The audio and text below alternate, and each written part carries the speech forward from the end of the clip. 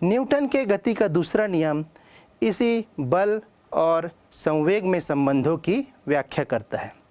Newton के गति के दूसरे नियम के अनुसार किसी वस्तु के संवेग परिवर्तन की दर उस पर लगाए गए बल के अनुक्रमानुपाती होती है। आइए अब हम न्यूटन के गति के द्वितीय नियम का गणितीय रूप देखते हैं। मान लीजिए m द्रव्यमान की एक वस्तु है जो कि u वेग से गतिशील है।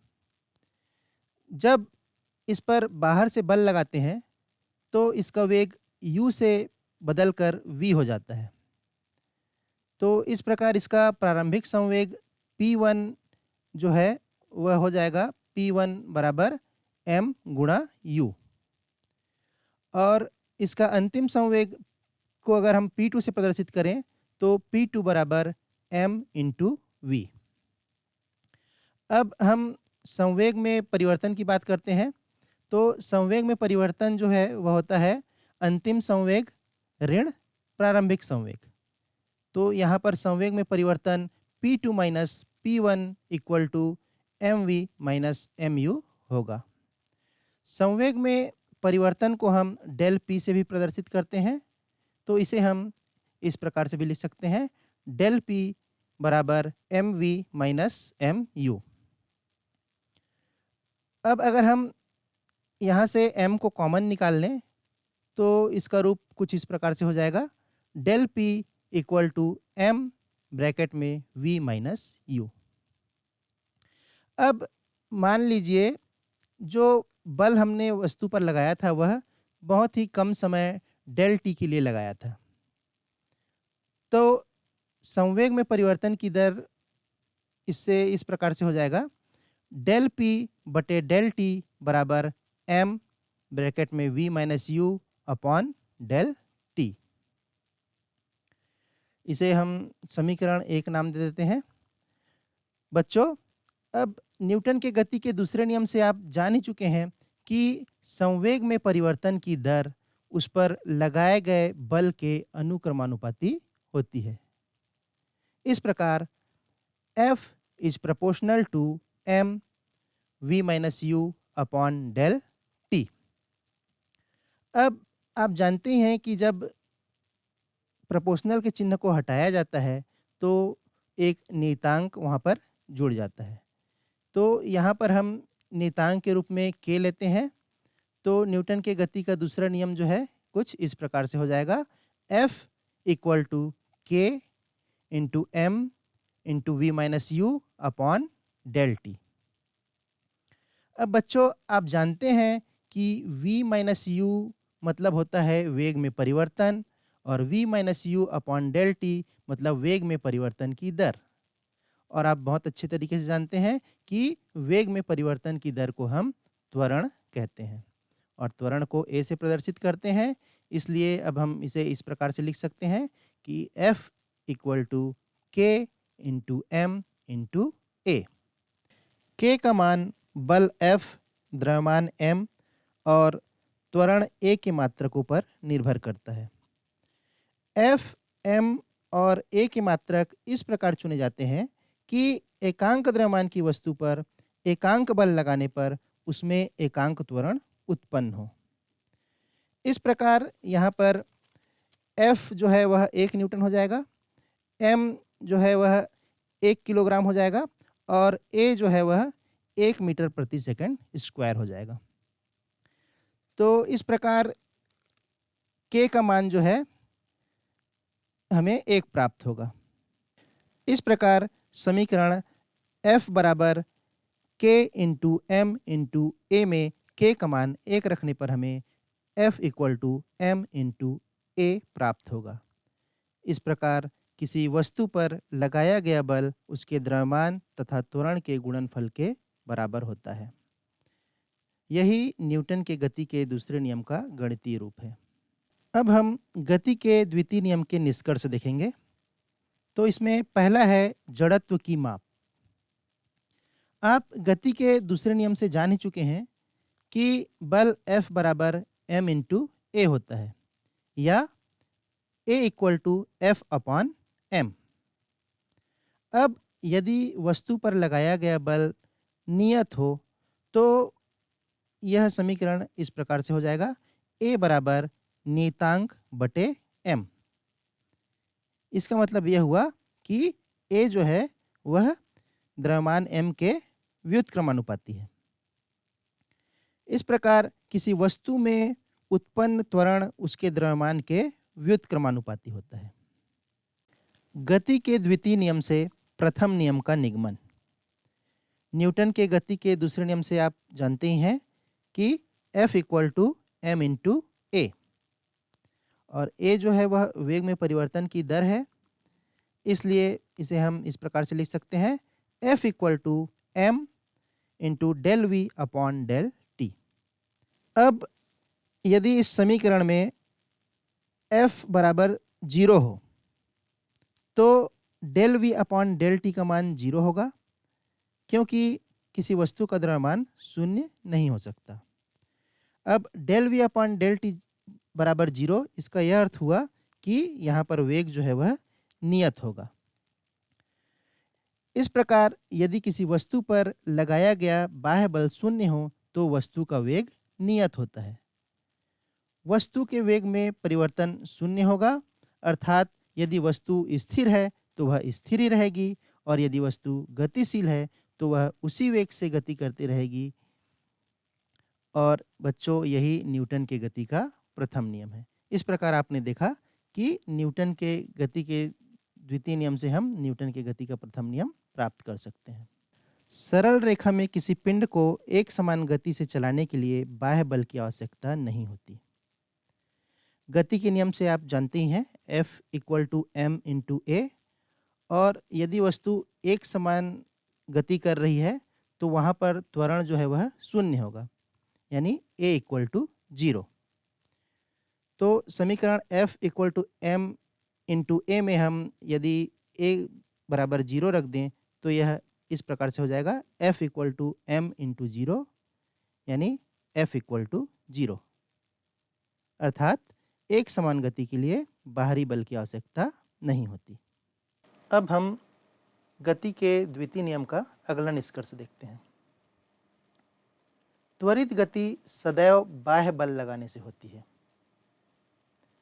किसी पिंड में त्वरित गति इन 3 स्थितियों में संभव है। पहला, गति की दिशा या विपरीत दिशा में बल लगाने से वस्तु की चाल बदल जाती है। दूसरा, पिंड की गति के लंबवत दिशा में बल लगाने से गति की दिशा बदल जाती है। और तीसरा है, पिंड की गति की दिशा में किसी कोण पर बल लगाने से उसका स्पर्श रेखीय घटक चाल में और ऊर्ध्व घटक दिशा में परिवर्तन कर देता है। अगला निष्कर्ष है बल की माप।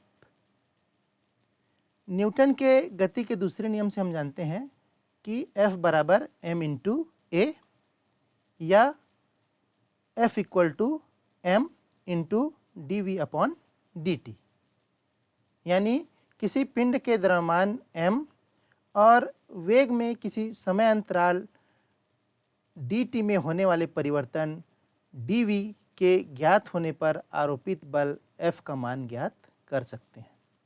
आवेग। जब कोई बल किसी वस्तु पर अल्प समय अंतराल के लिए लगाया जाता है तो बल और समय अंतराल के गुणनफल को बल का आवेग कहते हैं। यह एक सदिश राशि है जिसे हम टाउ से व्यक्त करते हैं, और इसकी दिशा बल की दिशा में होती है। गणितीय रूप में इसे हम इस प्रकार से लिख सकते हैं, बल का आवेग बराबर बल गुणित समय अंतराल। आवेग का मात्रक। एसआई पद्धति में आवेग का मात्रक न्यूटन सेकंड होता है, और सीजीएस पद्धति में इसका मात्रक डाइन सेकंड होता है। आवेग और संवेग में परिवर्तन। मान लीजिए m द्रव्यमान की वस्तु पर डेल टी समय अंतराल के लिए बल F लगाया जाता है, जिससे उसका वेग u से v हो जाता है। तब न्यूटन के गति के दूसरे नियम से बल F बराबर द्रव्यमान गुणित त्वरण, या F equal to M into A. त्वरण जो है वेग में परिवर्तन की दर होती है, इसलिए इसे हम इस प्रकार से लिख सकते हैं, F equal to M into del V upon del T. वेग में परिवर्तन डेल वी जो है यहाँ पर अंतिम वेग v है और प्रारंभिक वेग u है, इसलिए डेल वी को हम v माइनस यू भी लिख सकते हैं। इस प्रकार F equal to M V minus U upon del T हो जाएगा। इसे हम इस प्रकार से भी लिख सकते हैं, F equal to M V minus M U upon del T.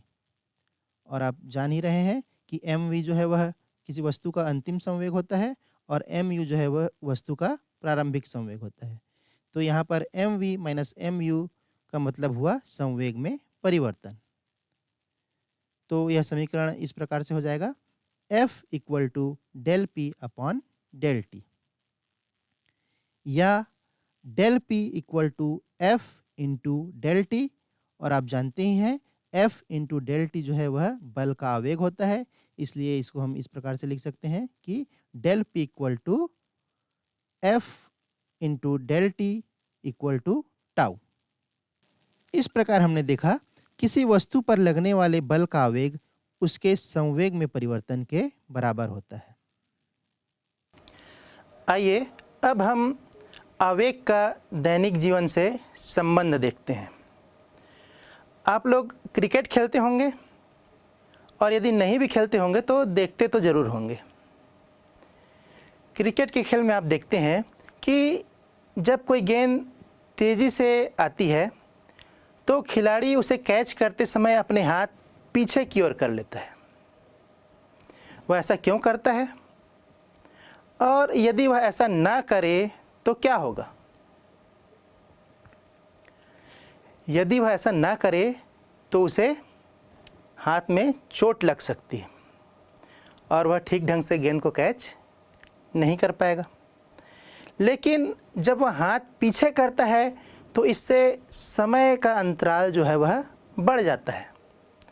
और आपको पता ही है कि किसी वस्तु के बल का आवेग संवेग में परिवर्तन के बराबर होता है, यानी F equal to del P upon del T.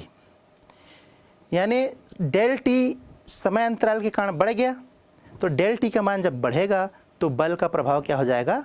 कम हो जाएगा, जिसके कारण खिलाड़ी को कैच करते समय चोट नहीं लगती।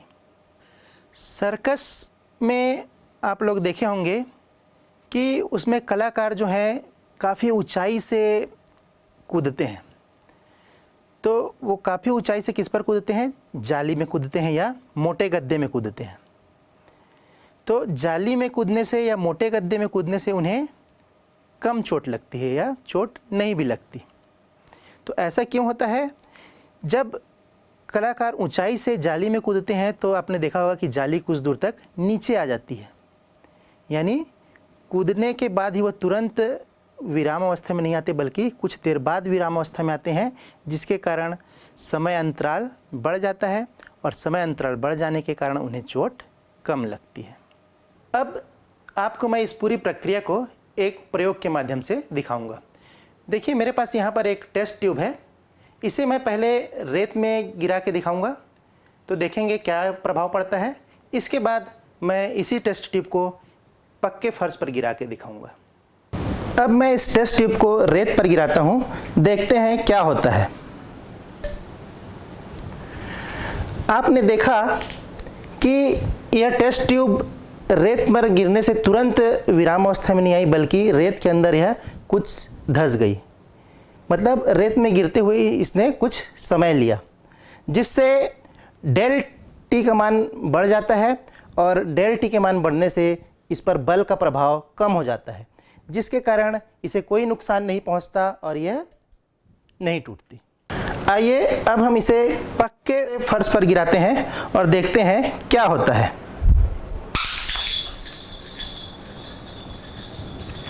आपने देखा कि ये जैसे ही फर्श पर टकराया तुरंत वहाँ पर रुक गया, जिसके कारण इस पर बल का परिमाण जो है बहुत अधिक लगा और यह टेस्ट ट्यूब जो है वह टूट गई।